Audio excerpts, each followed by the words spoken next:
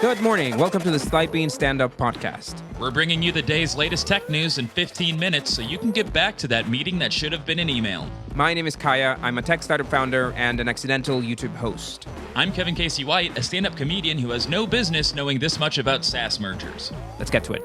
Happy Friday, Kev. How's it hanging? Oh, man. It is the end of summer, and we've got a cold, dark winter ahead of us. Let's try to keep our spirits up. Oh, wait. I can't. There's too much to report on that's bad in the world. So the headline of the day has to be OpenAI's Sora update. So Sora 2 is now available, and as soon as it released, people started creating these really, really creepy deepfake videos with Sam Altman. Have you watched them? I did. We had a couple bouncing around on Slack. I commented that I approve of this message of belittling the head of the company. I love that OpenAI built the tool, and then the first thing people do is weaponize it against them. I think that's great. I don't love Sam Altman. I think Sam Altman is actively disarming as a personality, and he's one that actually we should be maybe the most wary of. He's go on. So I'll get into it in a sec.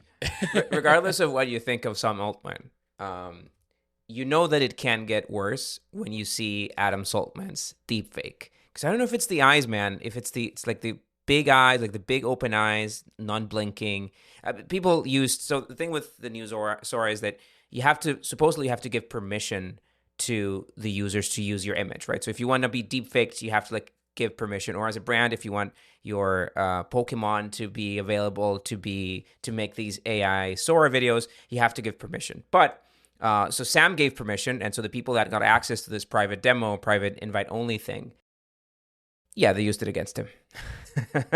Yeah, and that's really interesting. This whole give permission thing is brand new, so I think he kind of got a taste of his own medicine there. They're not running to take them down, though, I think, which is interesting, which actually might be fine, because I think as Sam Altman gets to be the face of a thing, he position himself as some sort of AI messiah, then it's all good for him, I don't know. Does anybody like Sam Altman? I mean, do you get what I'm saying though about how he shows up and he's like, no, I'm like a good guy, and then things come out about.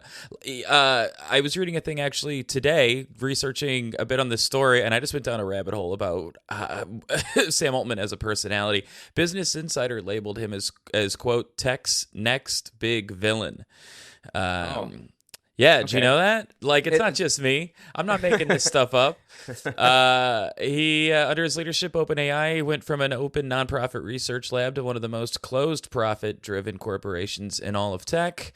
He talks about AI safety, but only after he himself has secured market dominance. And, I've talked a lot about how we should probably slow things down for humanity, but they just want to rush and get the gold out of the hills. And I'm just so happy that the first thing that this new tech is used for is for knocking him down a peg. I'll leave the Sam Altman hate to. I mean, what I have to say about that is that all my life, I grew up thinking that Google was going to be Skynet. Like Google was just going to change their name, become Skynet from Terminator. But no, it's like maybe it is OpenAI. Maybe it's Elon. We'll have to wait and see. I think they're all competing to be Skynet, and that's the fucking scary thing, dude.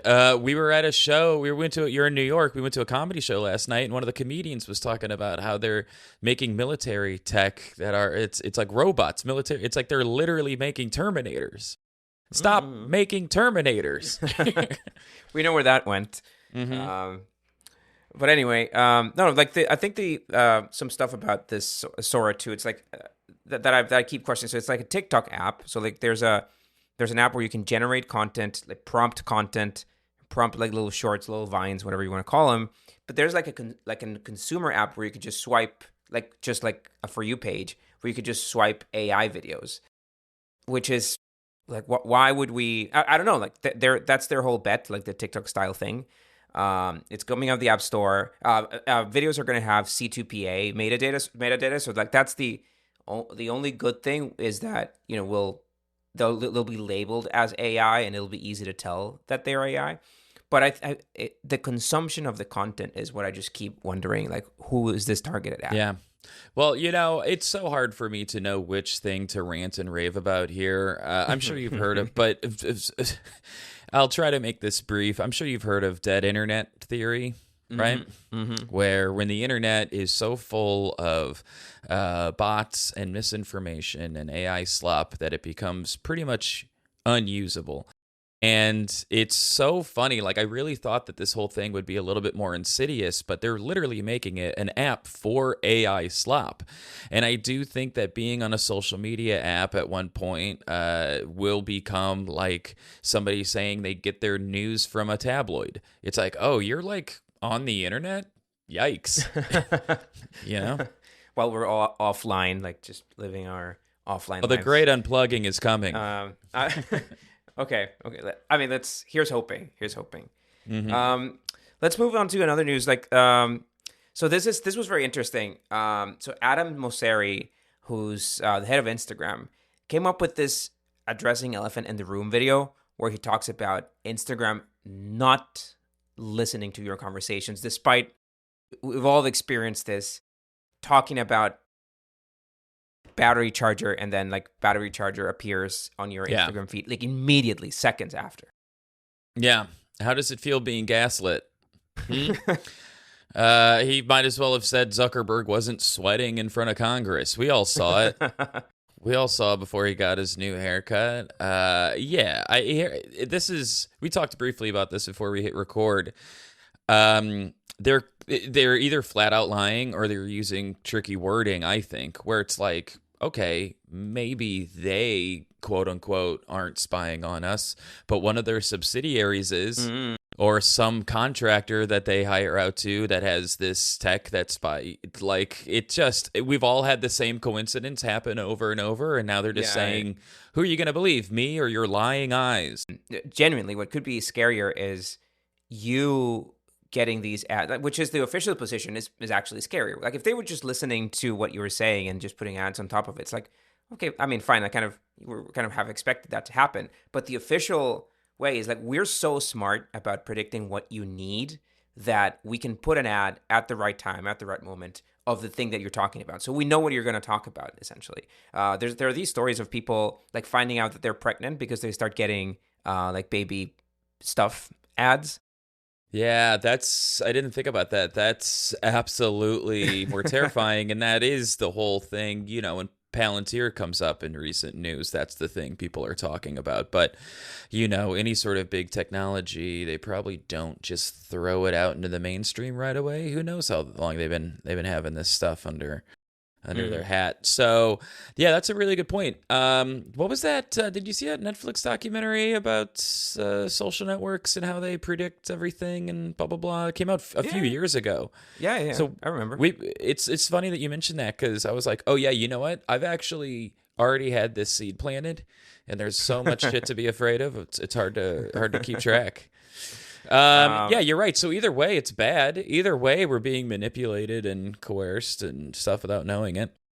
Fun. What else have you got for me today? Hey, man, I refuse to be positive on this. The only time I've ever been positive is when we've reported on renewable energy. That is the only good thing happening in tech right now. But guess what? We don't have any news for that today. So instead, let's talk about Amazon. Amazon Zoox launched an autonomous vehicle testing in Washington, D.C., which I'd never heard of Zoox before today. Have you?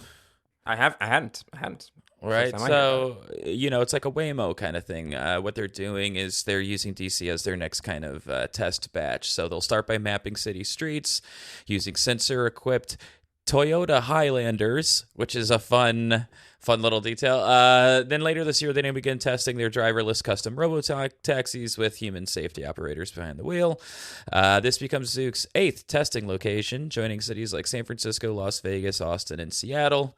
And yeah, I don't know. It's interesting because I think the news behind this is that DC is kind of a different beast than a lot of these other cities. So they're kind of saying that they can operate in even the toughest of environments. And they can drive around the tank from the National Guard. Exactly. Now, I'll let you get your 2 cents in before I tell you how I really feel about this. No, like I've we talked about Waymo the other day. I just my only complaint about my main complaint about these things is like, if you don't have a human sitting out there, why are you fucking charging me as much as an Uber, man? Like, Absolutely. Make it cheaper. Otherwise, like, what's the benefit? I'd rather like help that guy feed his family.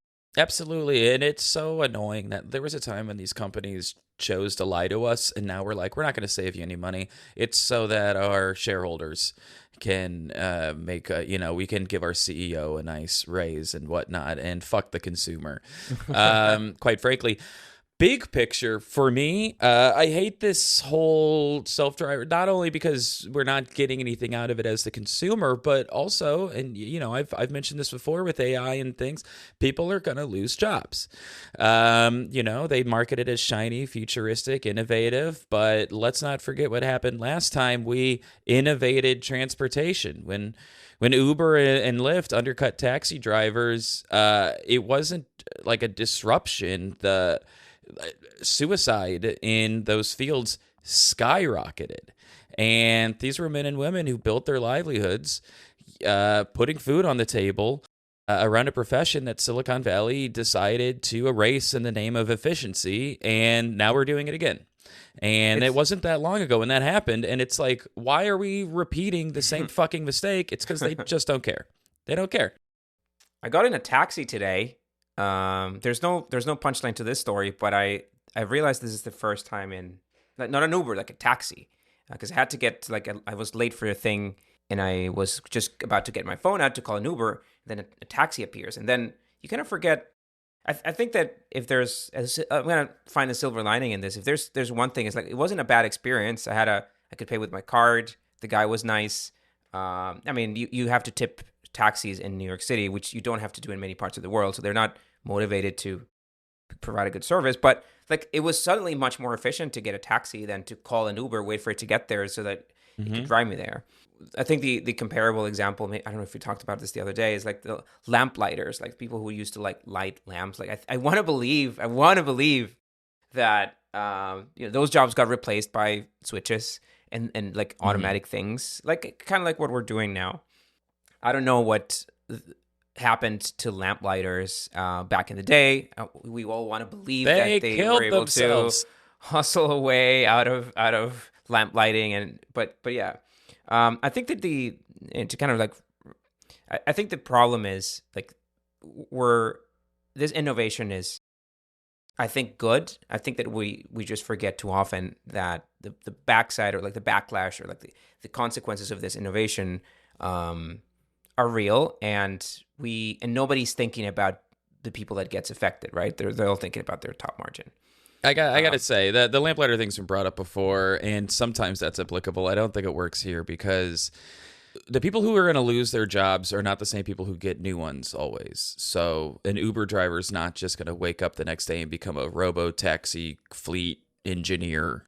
They're just going to be unemployed. And on a larger scale, we're not just talking about taxis. We're not just talking about Ubers.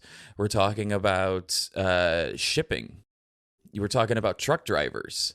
We're talking about the entire industry being replaced by no one. And it's just such a bigger thing than street lamps, in my humble opinion. And if you've been listening to the show, I'll be funny tomorrow, all right? But I just don't have it in me today. So the last news of the day is the Spotify's one of the co-founders and CEO, Daniel Ek, is leaving, and he's not leaving. Sorry, he's becoming executive chairman, which in the States is usually like leaving. When you're asked to leave, like when you're too tired of running your own company, it's like, yeah, I'll just be a chairman and like let somebody else run it. Apparently, he's taking a European approach to this. But what I found funny is that he picked 2 co-CEOs, man, which is like, is like is that just make up your damn mind? Like, just pick one person. It's like you don't want to upset anybody, so you get 2 CEOs. I've seen companies that are run by 2 co-CEOs, and I wonder how they decide on things. That's funny. You think his angle was he doesn't want to upset the 2 people in running, so he gave them both half the pie? I think it's ego. It's like, it takes 2 people to do what I do, you know? Why do you think he's stepping down, though? No. He's not stepping down. He's moving to this other role. And the official position is like he just want to focus on big picture stuff, which from obviously not running a company with 700 million users, but from my perspective is I'm fucking tired. I don't want to be bothered by the mundane make payroll budgeting stuff. It's just like, call me for like the fun stuff and like the big vision stuff and making sure that AI music wins. Do you believe that? What? Do you believe that's the reason? That he's tired? Yeah. I would say yes. I'm sure. I gotta say, it's pretty perfect timing. Then what a coincidence! Not only has Spotify, had years of artist boycotts and protests over streaming royalties and controversies around this and that. Daniel Ek specifically has been dumping hundreds of millions of dollars into AI defense military company Helsing. And artists have been pulling from Spotify. People that are subscribers have been dropping their subscriptions. Just imagine being a company who's like, no, we empower artists while giving them fractions of a penny per stream. And then those same artists are writing songs about peace and love and all these things, while the company that hosts the platform that they're on is funding military tech. You know? It's just no one in good conscience can do business with each other. So I think he was like, all right. Because if he wanted to retire, he'd fucking retire. But instead, he's taking a, what do you call this it? visible role, like a bit of a hidden, no, I'm not CEO anymore type of situation. That's a fair take, Kev. I can't argue against your logic. Hey, sometimes I'm right. All right, man. And everybody listening, thanks for listening. We'll catch up tomorrow. I'm going to go take a Klonopin. See you tomorrow.